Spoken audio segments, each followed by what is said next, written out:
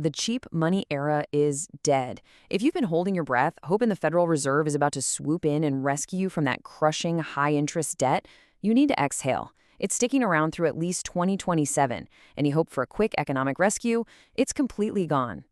I mean, think about your mortgage, your car loan, or those creeping credit card balances that just never seem to go down.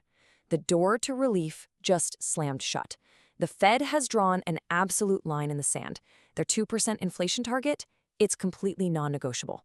They are literally willing to let borrowers just suffer under a highly restrictive 3.75% rate for another full year, maybe even longer. We aren't talking about a minor policy tweak here. This is a total, brutal reset of how expensive it is to just live and build wealth in America right now. But to really understand why they're so fiercely dug in, you have to look at this massive disconnect that's hiding right in plain sight. Because if you read mainstream headlines, they're spinning this very comforting story of cooling inflation, right? You might even feel a slight easing at the grocery store, maybe gas ticks down a few cents, and suddenly the whole narrative is about our impending victory. But the reality inside the Federal Reserve is entirely different. Behind closed doors, they are actually panicking over a hidden metric that most people aren't even paying attention to.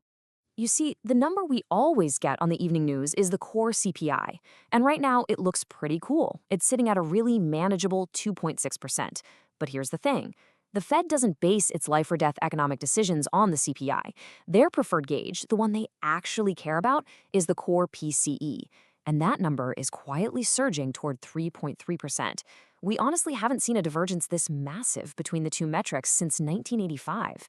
If the Fed only looked at the CPI, we'd be getting rate cuts tomorrow. But because of this surging PCE, they are backed into a highly restrictive, incredibly hawkish corner. So what's actually causing this huge gap? Well, the PCE captures a completely different, much more volatile reality. It actually catches the massive surge in AI innovation costs that's sweeping through the tech sector right now. It includes government healthcare spending, which the CPI completely ignores, and, critically, it catches immediate energy costs. When global shocks happen, the PCE feels the pain first. And right now, we are sitting directly in the middle of a massive collision. The Fed is basically trapped between two unstoppable global forces. On one side, you have total geopolitical chaos.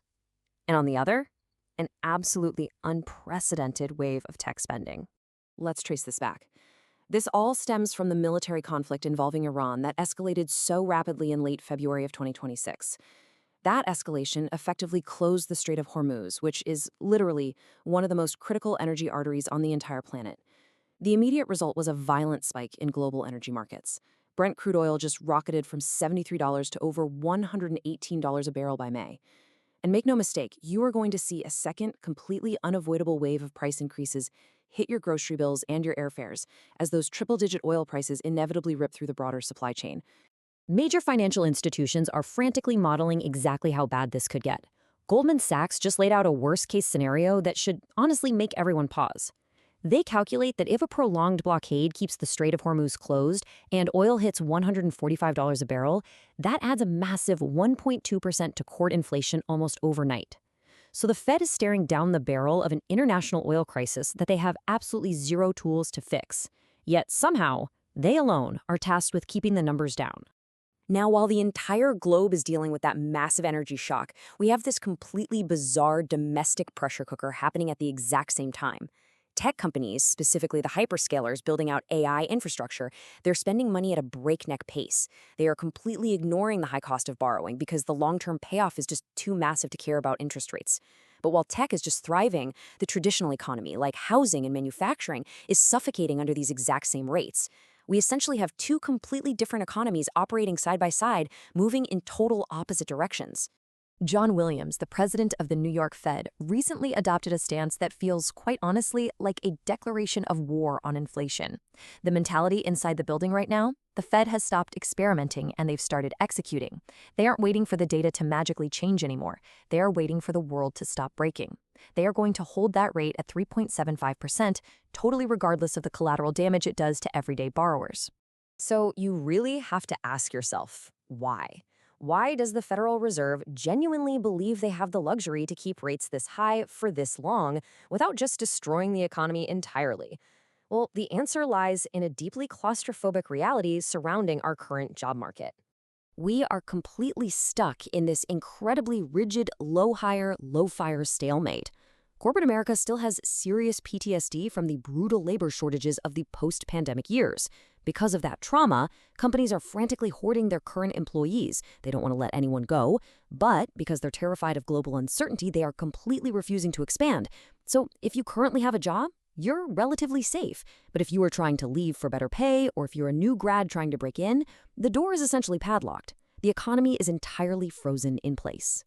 And because unemployment is holding remarkably steady at exactly 4.3%, the Fed looks at that hard data and just assumes the foundation is solid. They feel they have a total green light to keep squeezing the consumer with sky-high rates because it hasn't triggered massive layoffs yet. On paper, it creates this beautiful illusion of a highly stable economy. But for everyday people actually trying to navigate it, it feels exactly like a trap. But here's the reality. That unified facade of total control, it's starting to crack. Behind closed doors, among the world's most powerful economic minds, there is an unprecedented level of panic, anxiety, and deep disagreement about what to do next. The April 2026 FOMC meeting absolutely proves it. Yes, they officially voted to hold the rate steady, but it resulted in an incredibly rare 8-4 split. 4 separate members actually dissented. Let that sink in. That is the biggest internal war at the Federal Reserve since 1992. It is a massive red flag. It tells you that the people steering the entire global financial system are completely torn on whether they are saving the economy right now or accidentally breaking it beyond repair. The committee is literally fracturing into warring factions in real time. On one side, you have this dovish push. They're staring at a softening labor market and a total, absolute lack of housing affordability, and they want rate cuts immediately to relieve the crushing pain on American consumers. But on the exact opposite side, you have a terrified hawkish wing. They are watching the military conflict in the Middle East and obsessively calculating supply disruptions. They're terrified that if they cut rates by even a fraction of a percent right now, a second, even more violent wave of inflation will just tear through the global economy. Which leaves us staring at a deeply uncomfortable, highly consequential reality. Is the Fed making a massive mistake by crushing the American consumer with high rates to fight a supply shock?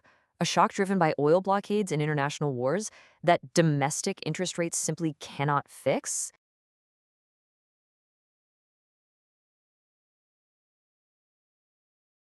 An investment in knowledge pays the best interest, so why not invest in this channel?